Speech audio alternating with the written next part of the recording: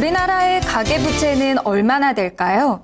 한국은행에 따르면 가계부채는 지난해 말 1,000조 원을 넘어선 이후 빠른 속도로 늘어나 9월 말 현재 1,060조 3천억 원으로 집계됐습니다.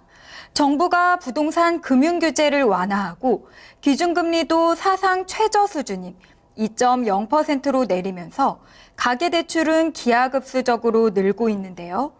빚으로 집 사라는 정부 정책에 가계가 대출로 응답한 셈입니다. 문제는 가계부채의 질인데요. 빚을 내서 집을 사는 게 아니라 대출 여력이 늘어난 만큼 생활 자금이나 사업 용도로 추가 대출을 확대하고 있는 겁니다.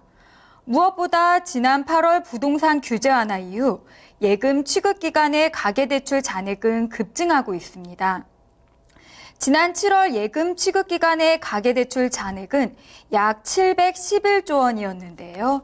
8월에는 6.2조가량 늘어났고 9월에는 5조 6조, 10월에는 7.8조 원씩 대출 금액이 상당폭으로 증가하고 있습니다. 가계부채 확대는 상당히 위험합니다. 주택 구입 목적보다는 생활비를 더 급하게 쓸 곳이 많아진 거죠. 생계자금을 위해 추가로 부채를 확대할 경우 원리금 상환 부담은 늘어날 수밖에 없습니다. 특히 내년 미국 금리 인상이 이어져 한국 금리도 상승한다면 일부 가계는 이를 감당하기 어려워질 수 있습니다. 실제로 한국금융연구원에 따르면 부동산 금융규제 완화 이후 기존 대출 전환과 최초 주택 구입의 비율은 저렇게 낮아졌지만 추가 대출은 37%에서 42%까지 늘어났습니다.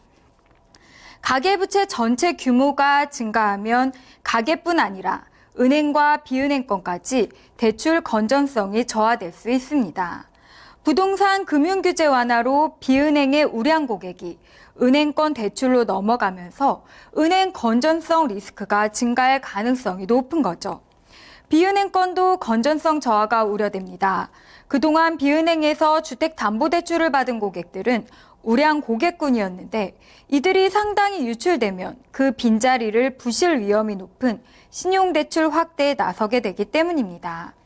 이렇게 가계의 구조적인 질적 악화 문제뿐 아니라 비제도권과 제2금융권, 은행권으로 이어지는 가계 대출자들의 연쇄 이동은 전반적인 사회 문제로 커질 수 있습니다. 전문가들은 구조적인 문제, 즉 소득보다 부채가 늘어나지 않는 방향의 재정 정책이 필요하다고 조언합니다.